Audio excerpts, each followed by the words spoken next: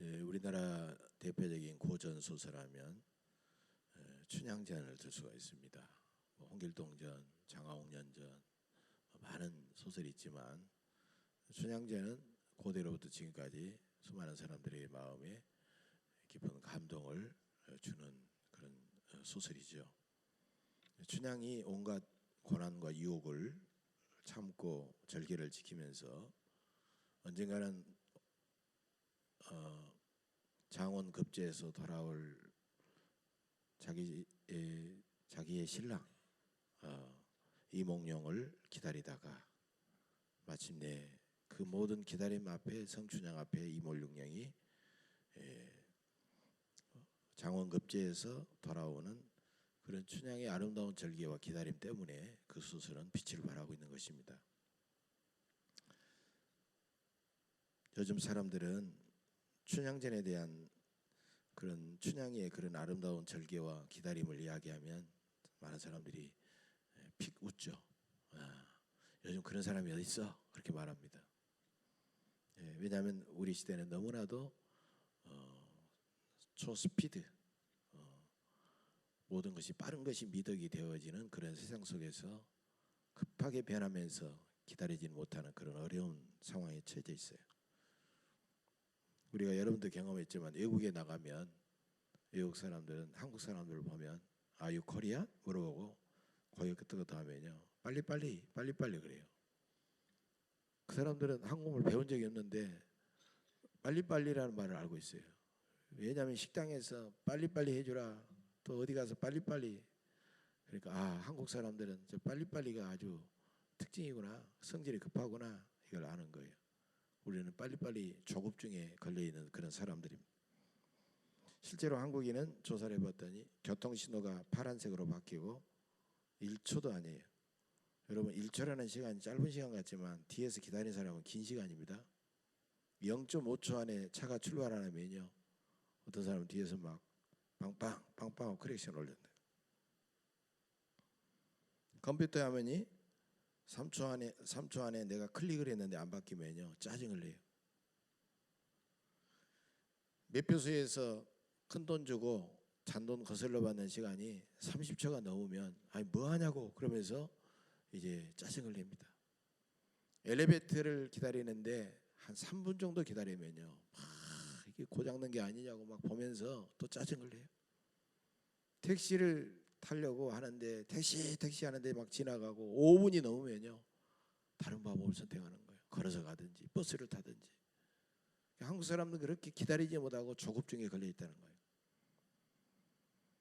여러분 재림신앙으로 무장해야 될 우리 그리스도인들에게 가장 중요한 신앙의 자세가 있다면 기다림입니다. 기다림. 우리가 찬송하면서 주님의 임재를 기다리잖아요. 성령이 오소서 주님의 임재를 기다리잖아요. 우리가 하나님 앞에 막 눈물로 간절히 기도하면서 주님의 응답을 기다리잖아요. 우리가 말씀을 읽고 말씀을 듣고 그 말씀을 묵상하면서 말씀 속에 내시는 하나님의 은혜를 우리는 기다리잖아요. 우리 그리스도인들은 기다리는 사람이 결국. 여러분 구약에는 예수님이 이 세상에 오실 거다라는 예언이요 465번이나 나옵니다. 그런데 예수님이 오셨잖아요. 그리고 신약에 와서 예수님은 우리를 위하여 죽으시고 부활하시고 다시 승천하시면서 다시 오신다고 약속하셨는데 주님이 다시 오신다는 재림의 약속이 300번이 넘습니다. 다시 오실 줄로 믿습니다. 열처녀 비유, 달란트 비유, 최후의 심판 비유 다 재림에 대한 비유들이에요. 그 주님 이 땅에 오시는 주님을 기다리면서 우리가 어떤 자세로 살아가야 될 것인가를 말해주고 있는 그런 비유들이다라는 거예요. 바울의 가장 중요한 신앙 자세도 기다림입니다. 베드로와 요한과 수많은 사도들의 신앙 자세도 이 땅에 오시는 주님을 기다리는 기다림이 중요한 신앙의 자세라는 거예요. 우리가 세상에서 많은 고난을 받아도 믿음으로 인내하면서 오시는 주님을 기다리면 주님께서 오셔서 반드시 우리의 모든 기다림에 보상해 주십니다. 그 보상이 너무나도 확실하기 때문에 우리는 고난과 박해와 유혹 가운데도 기다려야 돼요. 기다림의 근원은 우리에게 있는 게 아니에요. 기다림의 근원은 그 기다림을 신실하게 이루어 주실 우리 하나님께 있다는 겁니다. 주님이 돌리시는 역사의 수레바퀴는 천천히 돌아가게 됩니다. 그래서 우리는 자꾸 견디지 못하고 빨리 결론 내리고 그러지만 주님은 반드시 그 역사의 수레바퀴를 당신의 뜻대로 정확하게 굴려가신다는 거예요. 그래서 우리는 주님의 진리를 믿고 주님의 섭리를 굳게 믿어야 된다는 것입니다. 우리는 하나님의 구원과 보상을 믿기는 하지만 언제 이루어질지 그 시기도 모르고 어떤 방법으로 나에게 이루어질지 그 방법도 모르기 때문에 많은 사람들은 자꾸 불안해하고 의심한다는 거예요.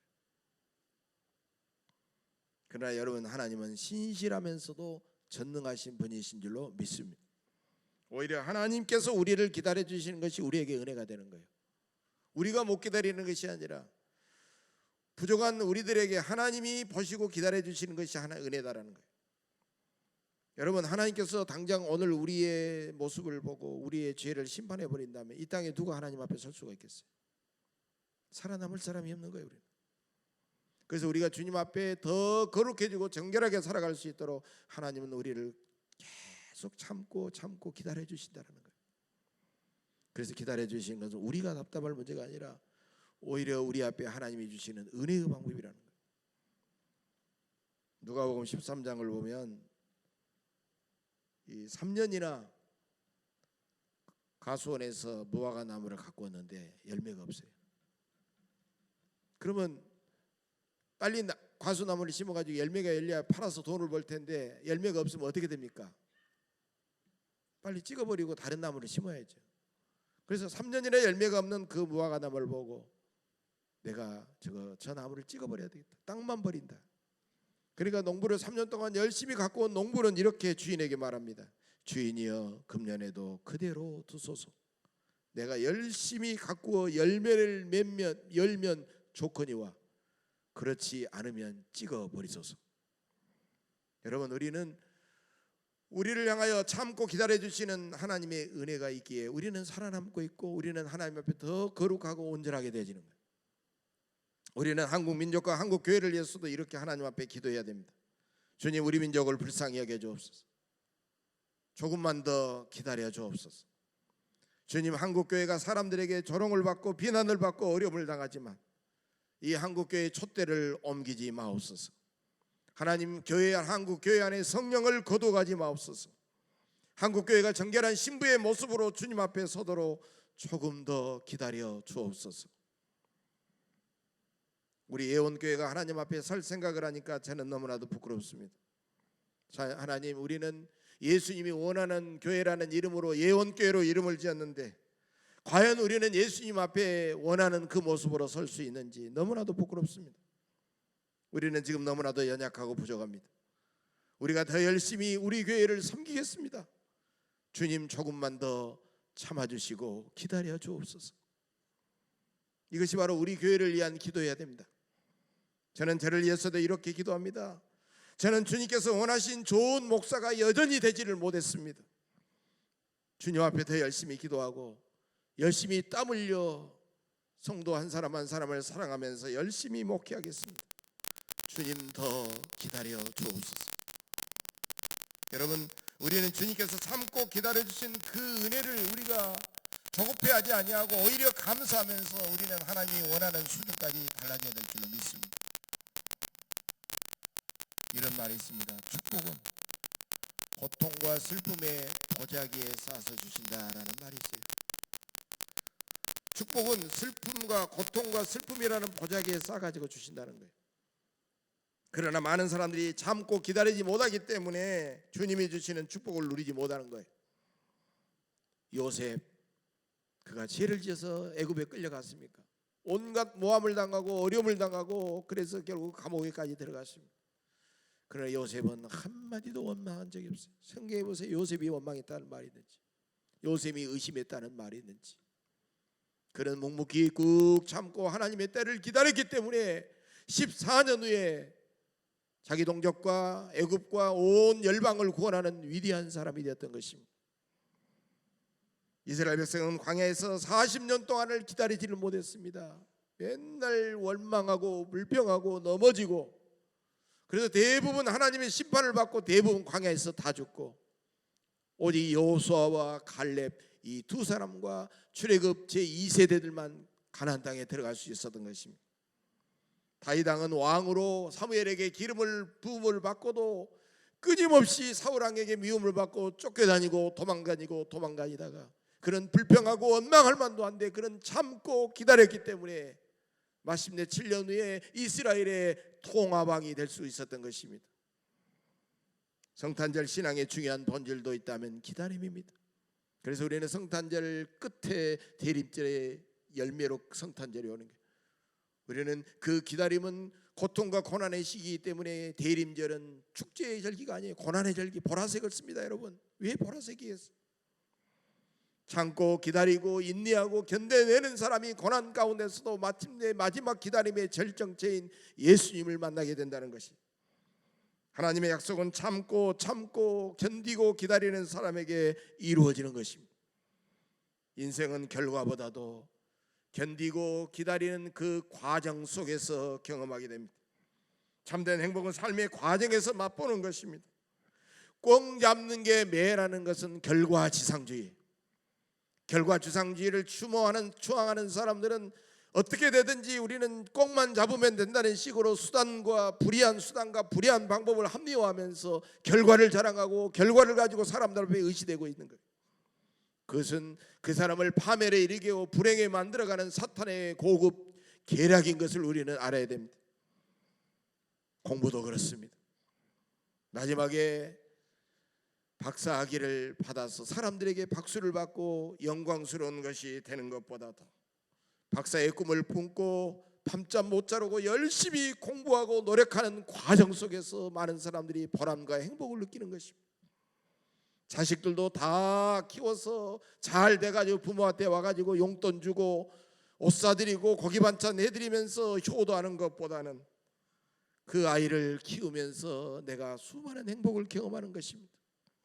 남녀간에도 사랑이라는 결혼이라는 그 결정체로서 이제 사랑의 결정체로 결혼이 이루어지지만 서로 만나서 알콩달콩 연애하는 과정에서 행복을 맛보게 되는 것입니다. 하나의 결과보다 그것을 이루기까지 수많은 참고 기다리는 과정 자체가 우리에게 행복이요 인생의 의미인 줄로 믿습니다. 나치 독일에 하루에도 수백 명 수천 명씩 죽어가는 나치 독일의 비참한 죽음의 수용소에서 끝까지 살아남았던 빅터 프랭클이라는 사람은 유대인의 심리학자로서 죽음의 수용소에서라는 책을 써냈습니다. 거기서 그분은 심리학자로서 많은 사람을 연구해 보다가 이상하게도 죽이기도 전에 많은 사람이 병들어 시름시름 앓아서 다 죽어가더라는 거예요. 가스로 죽고 죽이기 전에 스스로 죽어가더라는 거예요. 근데 어떤 사람은 그 가운데서도 눈빛이 초롱초롱하고 뭔가 의미를 가지고 끝까지 견디다가 살아남더라는 거예요. 뭐 때문에 그렇습니까? 아무리 절망적이고 어려운 상황에서 인생은 살아갈 가치가 있고 삶의 의미가 있고 소망이 있다는 거예요. 그래서 많은 사람들이 결국 이 수용소에서 나오면 사랑하는 가족이 기다리고 있고 그들을 만날 수 있다는 소망을 가운데 그들은 이겨내더라는 거예요. 여러분, 신앙의 본질은 기다림입니다. 이스라엘 백성들은 강대국들에게 시달리고 포로로 끌려가고 거의 민족이 멸망하는 그런 고난을 당했지만 2000년 동안 기다림의 신앙으로 그들은 메시아를 기다리면서 생존해 왔던 것입니다. 구약의 신앙은 오실 메시아를, 신약의 신앙은 다시 오실 예수님에 대한 기다림입니다.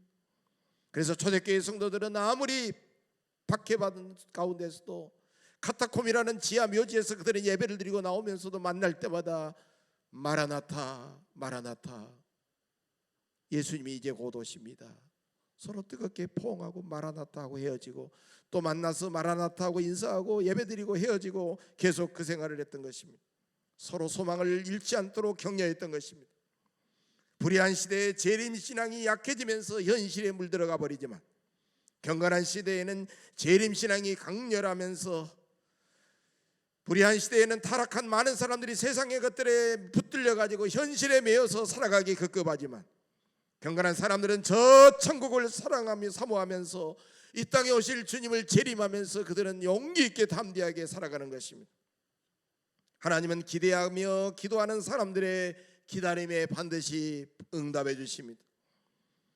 우리가 드리는 예배는 예배 그 자체보다는 믿음과 인내와 기다림이 중요한 것입니다. 한번 출발했으면 중단하지 않고 도착할 때까지 끈기 있게 달려가야 합니다. 한번 기도의 제목을 가지고 하나님 앞에 기도했으면 주님이 응답해 주실 때까지 참고 기도하고 기어이 응답을 받아내야 됩니다. 부활하신 주님은 승천하시기 전에 500여 명의 수많은 사도들과 무리들과 제자들에게 주님은 올라가시면서 마지막 이런 부탁을 하셨습니다. 너희는 예루살렘을 떠나지 말고 아버지께서 약속하신 성령을 기다리라. 그런데 여러분, 500명이 기다렸습니까? 어느덧 380명은 다 사라져버리고 120명만이 마가의 다락방에 모여서 주님의 그 약속을 믿고 그들은 오로지 기도에 힘썼습니다. 그래서 열흘 만에 마침내 그들에게 성령이 임함으로 그들은 놀라운 하나님의 권능과 사랑을 경험하게 되면서 땅끝까지 복음을 전가하는 위대한 초대교회 위대한 사람들이 되었던 것입니다. 영국에 세실이라는 사람이 있었는데 이 사람이 어린 딸과 함께 아마 5-6살이나 됐을까요? 아주 어린 딸과 함께 백화점에 쇼핑을 하러 갔습니다. 어린애들은 그러잖아요. 아빠 못 걸어다녀, 다리 아파 그러면 어떻게 하겠어요? 그래서 이 테실도 자기 딸 메리를 백화점 입구 쪽에 있는 벤치에다 앉혀놓고 아빠 너 여기 앉아있어. 아빠가 그러면 아빠가 쇼핑하고 맛있는 음식하고 인형하고 장난감하고 사올 테니까 꼭 기다려라. 이 녀석이 고개를 끄덕끄덕 있는 거예요. 그래서 다니면서 막 쇼핑을 했어요. 아빠하고 딸하고 쇼핑한 적이 없으니까 딱 쇼핑하다가 지하로 내려가지고 차를 끌고 그냥 집으로 가버린 거예요. 근데 혼자 달랑달랑 오니까 아내가 메리는요 왜 혼자 오세요? 깜짝 놀라는 거예요. 세실이라는 사람 아차 깜짝 놀랐어요. 차를 다시 몰아가지고 백화점을 탁 갔는데 백화점 문이 이미 닫혀 있는 거예요. 백화점 입구에 보니까 이미 어두워졌는데 그 벤치에서 사랑하는 딸이 호들호들 떨고 있는 거예요. 얼마나 미안하겠습니까? 와라 끌어안으면서 애야 왜 여기 있니? 아빠 집으로 달려오지 않고. 어린 딸이 어떻게 집으로 달려오겠어요?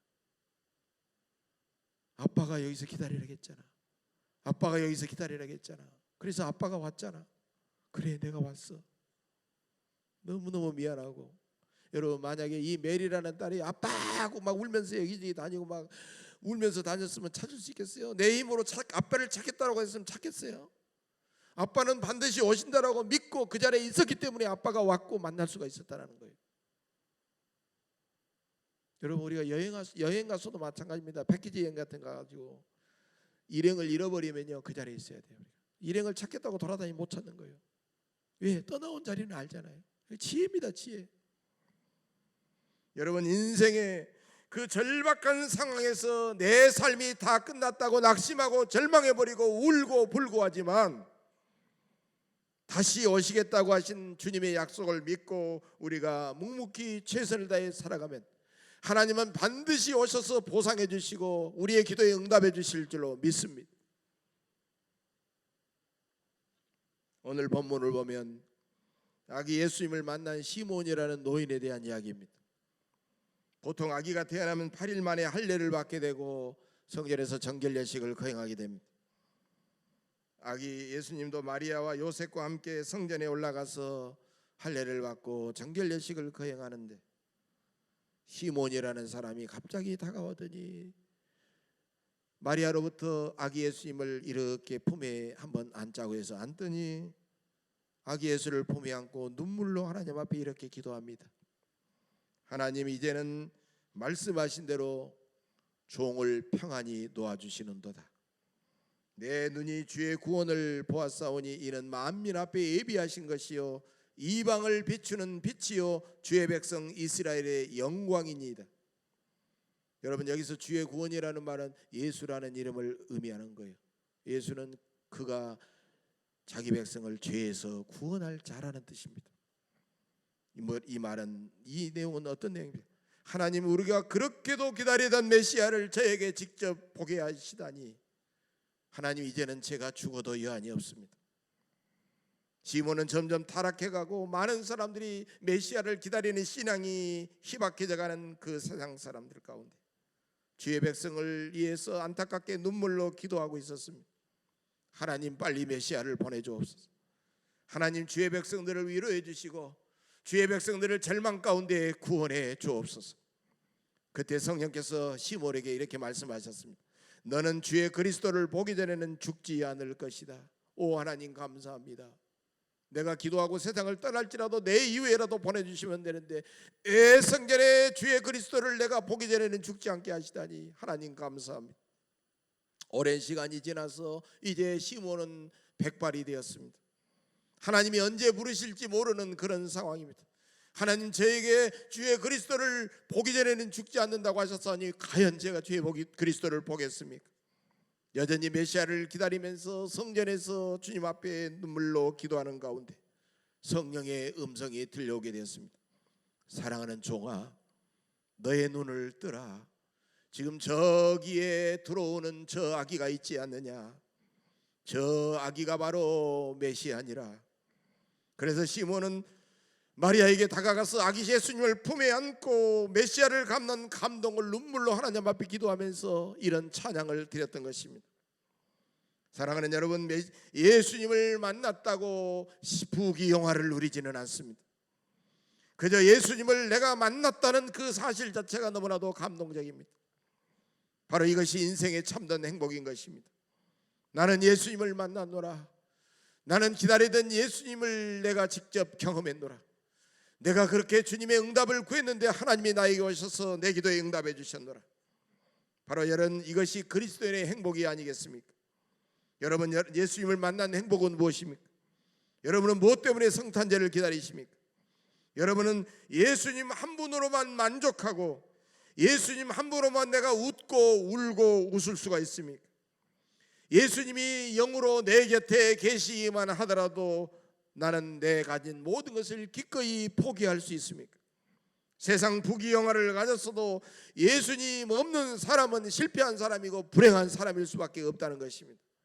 그러나 내가 세상에서 지극히 평범한 사람일지라도 예수님을 모신 사람은 가장 행복한 사람이라는 것입니다. 저는 언젠가 몇 년 전에 초등학교 동창을 만난 적이 있었습니다. 어렵게 자수성가해가지고 빌딩도 있고 굉장한 부자의 친구였는데 과로로 그랬는지 50대 중반이 좀 넘었는데 암으로 세상을 떠났습니다. 그래서 가까운 곳에 있기 때문에 친구들에게 연락이 와가지고 초등학교 동창회 이제 조문을 갔습니다. 장례식에 조문을 갔습니다. 근데 그 아버지께서 80도 되지 않았더라고요. 젊은 아버지께서 제가 목사라는 소식을 듣고요, 그렇게 말하는 거예요. 목사님, 우리 아들 좋은 데 가도록 기도 좀 해주세요. 그러는 거예요. 그럼 우리가 보통 생각할 때는 아버지를 생각하고 아버지 친구의 아버지, 저희 아버지도 되잖아요. 예, 아버지 알겠습니다. 제가 기도하겠습니다. 그렇게 되는데 그 말이 안 나오는 거예요. 왜? 그 친구가 어떻게 살아왔는지 저는 알고 있거든요. 그 친구는 예수를 믿은 적도 없고 교회를 다닌 적도 없는 거예요. 그리고 사업하느라고 정신없이 살아왔기 때문에 어떻게 살아왔는지 내가 일일이 보지도 못하고 삶의 내용을 모르는데 하나님 앞에 하나님 그 사람 구원받게 해주시고 그 사람 천국 가게 해주세요. 내가 감히 기도할 수가 없더라고요. 아무 말도 할 수가 없었습니다. 여러분, 목사가 장례식에서 추도식에서 그 사람을 위해서 기도할 내용이 전혀 없다고 하면 그 사람은 세상에서 많은 물질을 얻었고 명예를 얻었고 권세를 얻었다고 할지라도 그 사람은 가장 불행한 사람일 수밖에 없다는 것입니다. 우리는 그 사람을 위해서 진실로 기도해 줄 수 있고 그 사람을 부러워하면서 그 사람의 삶을 본받을 수 있는 그런 사람들이 되야 된다는 거예요. 지금 비록 가진 것이 없어도 예수님을 사모하며 예수님과 함께 살아가는 사람은 모든 것을 소유한 가장 부유한 사람입니다. 그래서 예수님 안에 부요가 있고 행복이 있고 인생에 참된 가치가 있기 때문에 우리는 예수님을 사모하며 예수님을 기다리게 되는 것입니다. 기다리면 늘 고독과 어려움이 따라옵니다. 그럼에도 불구하고 우리는 예수님을 기다리는 사람들이, 그 기다림은 결코 헛되지 않습니다. 그건 예수님께서 그 기다림에 반드시 보상해 주시고 응답해 주시기 때문입니다. 미국의 유명한 재벌 강철왕 앤드류 카네기라는 사람이 있어요. 이 사람은 유럽에서 미국으로 건너와 가지고 지극히 평범한 사람이었는데 열심히 성실하게 신앙생활하면서 열심히 사업을 해가지고 마침내 미국 최대의 재벌이 됐어요. 록펠러 이전에 가장 큰 부자하면 카네기입니다. 그의 카네기 사무실에는 커다란 그림 한 점이 걸려 있습니다. 그 그림은 바닷가 밀물이 쭉 빠지고 썰물이 다 가고 그 다음에 갯벌이 쫙 드러나 있는데 나룻배 한 척이 갯불에 약간 45도 약간 기울어져서 걸려 있는 그런 평범한 그림이었어요. 그런데 그 그림보다도 그 밑에 쓰여져 있는 내용이 우리에게 많은 것을 느끼게 합니다. 그 내용은 이런 내용이 있어요. 밀물 때는 반드시 온다. 언젠가 그 배도 바다 위에 떠 있을 거예요. 그런데 물이 빠지고 썰물이 되니까 그 배는 갯벌 위에 얹혀져 있는 거예요. 그러나 정확하게 몇 시간 후에는 밀물이 언젠가는 몰려온다는 거예요.